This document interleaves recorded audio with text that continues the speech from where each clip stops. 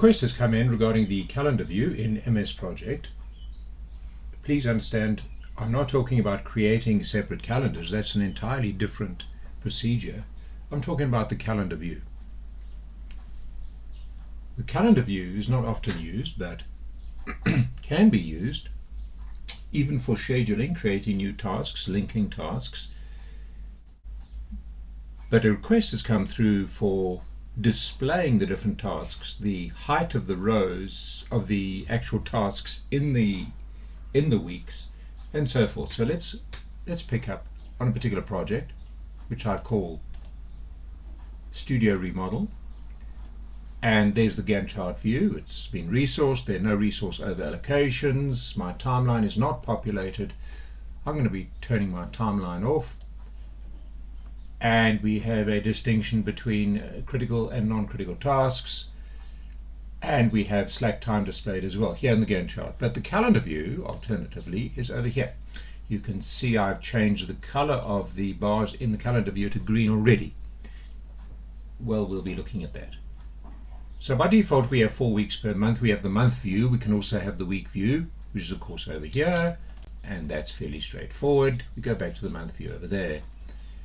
You can see I have displayed the project summary task, which is over there, and that can be moved, of course, up and down.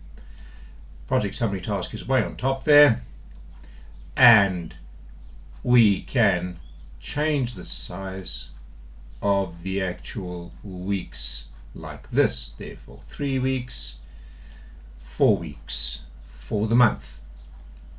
Then if we go to custom, we can specify exactly what it is we want to see manually, and you can specify the time range as well.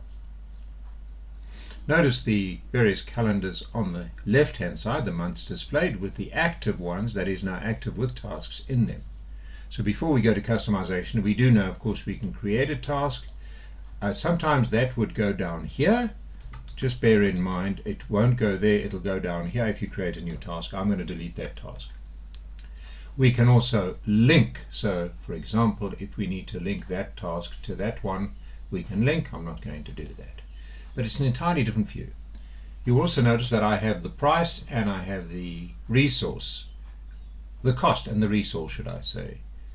And that is a customizable thing. But to the point, regarding this amount of space that seems just to be wasted down here, would it not be possible to create extra height on those entries? And my answer is yes and no. Yes, because one can force it. No, because you then have to do a whole lot of customization to make sure that they show differently, that they don't lump on top of one another. So I suspect Microsoft probably have to do a lot more here to make that more customizable. But if we were to customize, we would have to go to the calendar format over here. The first thing is, of course, we can adjust the week height there, but we've done that already. We have the task list over here. Okay, and you'd have to select a date, of course, for the task list to appear. And there it is, the task list is appearing. Project summary task off and on. Okay, all right, I don't think it needs to be on, so I'm going to turn it off. Okay, project summary task off, as opposed to showing. So remember, less is more, generally with views like this, so don't clutter it up. Then you can change the way the tasks are arranged. It can actually snap to grid, as it were. And then, of course, you have the grid lines, days, type, tile vertical, title vertical, etc. But we basically going to keep it as is. The part I'm interested in is the bar styles. So the bar styles, the color here is green. I can change it back to blue over here. And the text I've got as white. And the text we can, of course, determine elsewhere in terms of text styles. We can't determine the color of the text here, but what we can determine here is what fields appear inside the actual task. Look there. So I've got cost and resource names. We can add more. I'm going to add the BCWP. Where's my BCWP? Alright, so my BCWP, budgeted cost of work performed, over there, so I'm going to add that and then go back here and we've got BCWP. Click on OK and you can see here there's my BCWP, which in this case is 0 because I haven't tracked the project. Budgeted cost of work performed, and the colors of course change. Now what about the height? If we go here to the text styles and you increase the size of the font, that does go some way towards increasing the height of the bar, but not much. And you'll see here we go to 18. There we go. The problem is this overlay over here. Now I'm guessing one has to play between the size of the font and the size of the week. Okay, so I guess playing between those two items will have some effect, but unfortunately it is going to be a bit of 6 of one, half a dozen of the other. All right. Please also notice that you can, of course, wrap your text, sorry, not over there, but in terms of your bar styles, you can wrap your text in bars, and that might help. Okay, I don't know. All right, so it is going to warn you. I don't think that looks pretty good. There's a bit of overlay there, so I'm going to change it back to text size 12. And it does warn me. Okay, all right, so there is room to play around there. Okay, then in terms of seeing people do things in different days, because the whole point of this is of course to do a screenshot and to send it to the team and say, look guys, you're doing this and that on this and that day. So there we go, there's the screenshot. Can email that. So this would be a result of having played around with the wrapping text and the size of the text, and you will see here that there is a wrap here and the bar does actually get a little deeper. That's about the sum total of power we have in terms of increasing the size of the bars.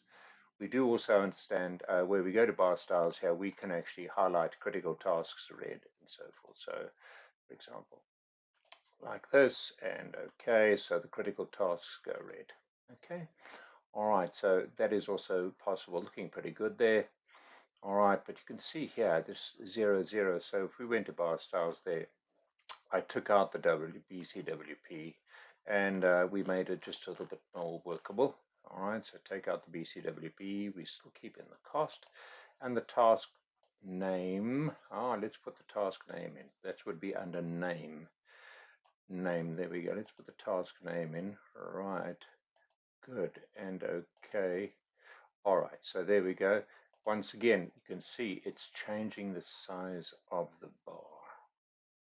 But of course in 2019, 2021, and I think now in 2022, we have this team planner view, not 2016-13. So team planner view, there it is, and the team planner view is there. Now just be aware what has bearing with the team planner view is that we have manual versus auto scheduling. Manual scheduling does give you a whole lot more flexibility. All right. Usually if you do not resource your tasks, they're going to be unassigned down here and you can drag them up to their respective positions. They can be scheduled here but not resourced. So it's a play between the two grids. There we go. And you can see here this is of course all movable, etc. It's a snap to, and it's pretty impressive. Okay, I suspect they're working on this. If we go to team planner format, we also have here certain options.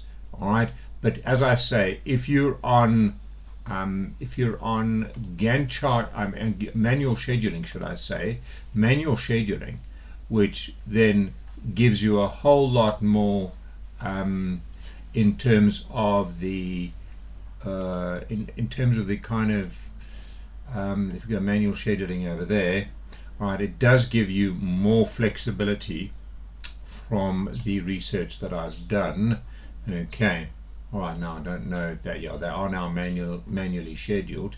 If I were to take procurements away from the project coordinator and I put it there, All right, affect assignments to procurement. There we go. So it has scheduled it here, but it has put it under unassigned tasks. Let me undo that. Put it back there. All right, and I'm going to auto schedule everything because I'm far more comfortable with that.